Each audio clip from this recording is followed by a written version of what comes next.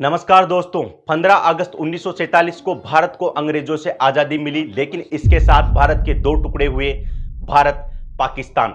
पाकिस्तान को आजादी 14 अगस्त 1947 को मिली और इस्लाम धर्म के नाम पर दुनिया के नक्शे पर एक नया देश आया, पाकिस्तान। लेकिन जब भारत को आजादी नहीं मिली थी, उससे पहले ही भारतीयों के द्वारा यह अनाउंस कर दिया गया था कि हम भारत को संवैधानिक आधार पर चलाएंगे। इसलिए अगर आप देखोगे तो 9 दिसंबर 1946 को आज़ादी से पहले ही भारत में संविधान निर्माण की प्रक्रिया शुरू हो गई थी और फाइनली 26 जनवरी 1950 को जाकर के हमारा संविधान पूर्ण रूप से लागू हुआ और भारत बना सेकुलर डेमोक्रेटिक एक रिपब्लिक स्टेट। जबकि पाकिस्तान में इस समय स्थिति कुछ अलग थी। पाकिस्तान में संविधान निर्माण का कार्य तो कई बार शुरू हुआ, लेकिन सैन्य शासन और सेना प्रमुखों की तानाशाही की वजह से फाइनली अप्रैल 1973 में जाकर के पाकिस्तान का संविधान लागू हुआ, जहां भारत में आम चुनाव 1952 में हुए और जवाहरलाल नेहरू आजाद भारत के पहले प्रधानमंत्री बने। जबकि पाकिस्तान में 1948 में अली जिन्ना की मौत हो गई और पाकिस्तान के पहले प्रधानमंत्री लियाकत अली खान को सैन्य तख्तापलट का सामना करना पड़ा।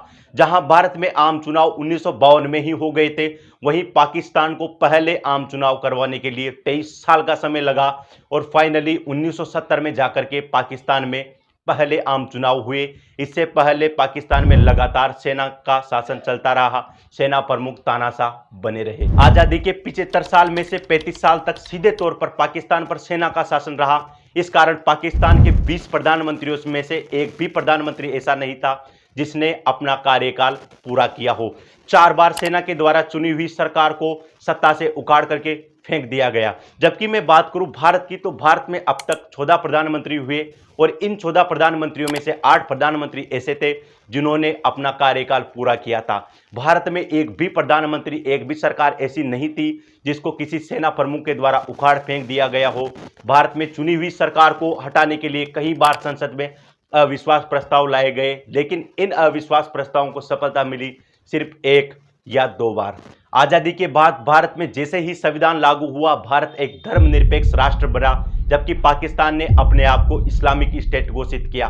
भारत के संविधान के तहत भारत में रहने वाले अल्पसंख्यकों को कई अधिकार दिए गए, जबकि पाकिस्तान में रहने वाले अल्पसंख्यकों की हालत कैसी है ये दुनिया को पता है। अगर मैं बात करूं 1951 की, तो 1951 में पाकिस्तान में 13% आबादी हिंदुओं की थी, जो कि 2011 के आते आते सिर्फ 2% रह गई। वहीं मैं बात करूं भारत की, तो भारत में 1951 में मुस्लिम आबादी 9.8% थी, जो कि 2011 की जनगणना में बढ़कर के 14.25% हो गई। इन आंकड़ों से आप आइडिया लगा सकते हैं कि दोनों देशों की माइनॉरिटी को संरक्षित करने के लिए सरकार ने कितना प्रयास किया है।